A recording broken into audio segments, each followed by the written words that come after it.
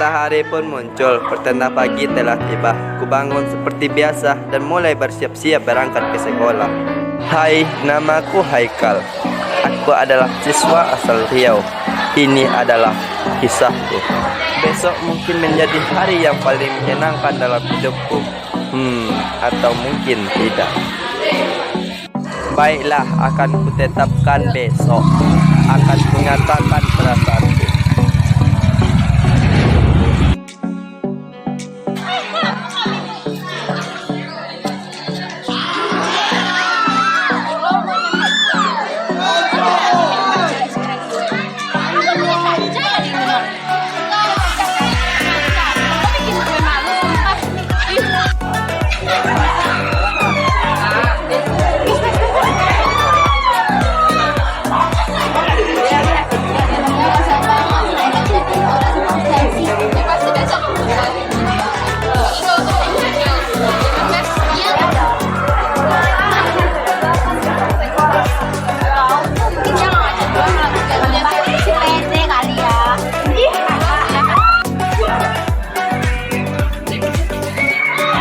Tersebut salah sehingga mendapat perlakuan seperti itu.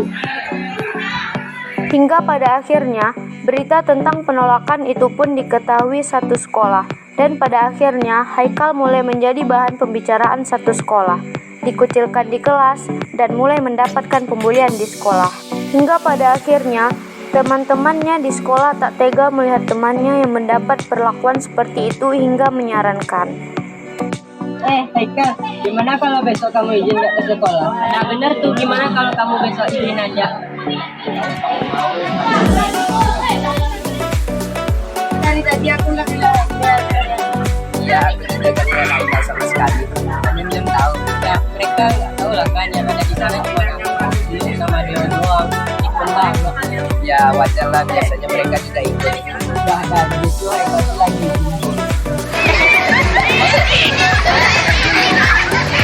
Larang kak, lu sampai layu. masa sih Haikal gak masuk, kayak penasaran banget kan biasanya Haikal tuh walaupun sakit dia kan tetap masuk. Ya sudahlah, kita juga bukan urusan. Makanya jangan bikin kaget gitu dong.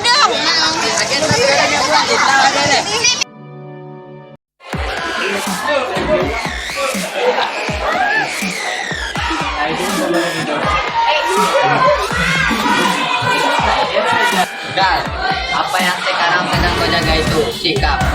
Apa selama ini sikapmu buruk di sekolah? Tidak kan? Tapi kenapa kau mendapatkan perlakuan buruk seperti itu di sekolah? Ya pokoknya apapun itu memangnya ini penting lagi sekarang. Kan, intinya sikapmu itu baik atau tidak, intinya juga pada rumah. Kan tetap di sekolah. Pelajar yang baik, emangnya akan merubah keadaan yang sekarang ini? Teman-teman Haikal mulai meluncurkan niat aslinya. Mereka pun mulai menawarkan barang haram itu kepada Haikal. Dengan sedikit rasa ragu, Haikal pun menerimanya. Lah kan ada yang berubah bukan? Nah, ambillah ini.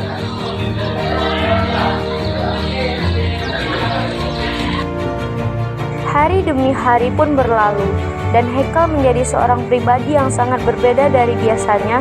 Dia menjadi sering marah-marah, melawan dengan guru, nilai sekolahnya hancur, dan tidak lagi mendengarkan perkataan orang tuanya. Ada yang gak beres nih, masa iya tinggal aku sosoknya bisa berubah seperti itu? Gimana kalau pulang sekolah nanti kita ke rumah Haikal? Boleh tuh, makin dilihat makin gak benar. Gua sih ikut-ikut aja. Udah. Haikal belum kan? Iya, ikut banyak ya guys. Makan lagi.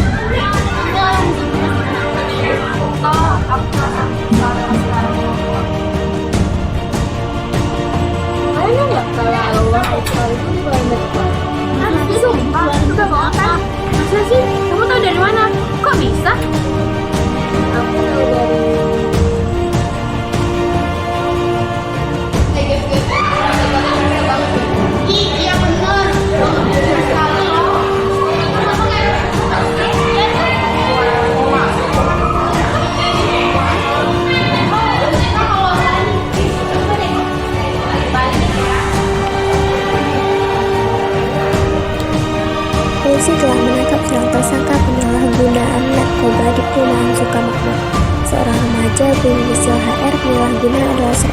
menggunakan narkoba jenis sabu-sabu.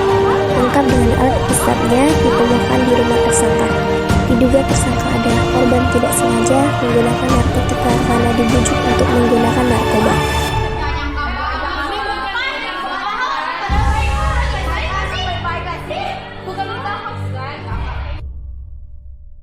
Dan dengan cepat berita mengenai Haikal yang dikeluarkan dari sekolah itu pun tersebar secepat komet. Dan juga berita mengenai dirinya yang telah menjadi pecandu narkoba tersebut. Hingga berita tersebut pun sampai ke telinga teman-teman Haikal. Mereka pun memutuskan untuk bertemu dengan Haikal tepat di hari itu juga. Jadi hari ini kami bisa nggak ketemu sama Haikal? Sekarang Haikal lagi nggak bisa ditemui. Jadi sekarang gimana tanya Haikal? Baik-baik saja. Haikal nggak penjara ya? Enggak, saya nggak ngurusin soal itu. Assalamualaikum Haikal. Hingga pada akhirnya pintu rumah terbuka, menampakkan abang dari Haikal, yaitu Adrian, seorang saudara laki-laki dari Haikal. Akan masuk. Jadi ada orang kesini yang lebih cepat dari ini. Iya, dia anak perempuan bahkan tidak sekelas dengan Haikal. Siapa ya? Kalau nggak salah dia bernama Chelsea. Setelah mendengar pernyataan dari Adrian, Darren, Gilang, Deo, Daniel pun saling melirik satu sama lain. Namun itu tak berlangsung lama, karena Adrian mulai berkata bahwa ketika adiknya sedang dalam masa rehabilitas, dia tidak akan dapat bersekolah dahulu, ditambah adiknya itu pun sudah dikeluarkan dari sekolah. Jadi, terpaksa dia akan mencoba mendaftarkan adiknya di sekolah lagi tahun depan, yang artinya Haikal akan tertinggal kelas. Adrian juga berkata bahwa tidak memungkinkan lagi bagi mereka untuk mencari sekolah di kota tersebut akibat kasus yang menimpa adiknya itu. Jadi mereka juga akan pindah ke kota lain untuk mendaftarkan Haikal. Pernyataan tersebut sontak membuat 4 orang tersebut kaget. Pindah. Kapan pindah? Pindah kemana?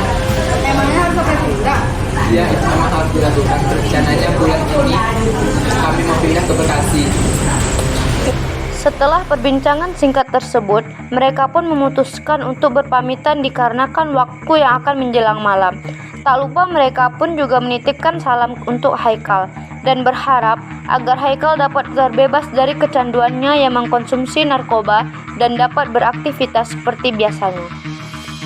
Mereka berharap bahwa ketika mereka kembali lagi ke rumah Haikal tersebut, mereka dapat berbincang dengannya. Setidaknya mereka ingin beban yang ditanggung sahabatnya itu dapat berkurang jika berbagi cerita dengan mereka. Namun, ternyata hal itu tak dapat terjadi dikarenakan Haikal besoknya telah pergi ke luar kota dan mereka pun tidak dapat berpamitan ataupun mengatakan salam perpisahan.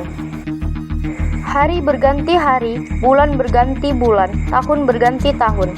Kini mereka sudah lulus dari jenjang SMA dan kini ada beberapa yang langsung kerja, namun banyak juga yang melanjutkan pendidikannya ke universitas. Namun bagaimana dengan Haikal? Dia saat ini masih berada di bangku kelas 11.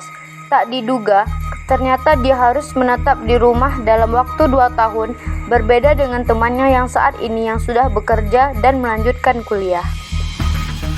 Oleh karena itu, janganlah sesekali kalian menyentuh barang haram seperti narkoba, karena narkoba dapat merusak masa depan dan psikis seseorang. Hidupmu terlalu berharga untuk disia-siakan. Jangan merusak masa muda kalian yang seharusnya kalian pakai untuk membangun masa depan dengan hal yang tidak berguna dan merusak seperti narkoba. Katakanlah bahwa kita adalah pelajar anti narkoba.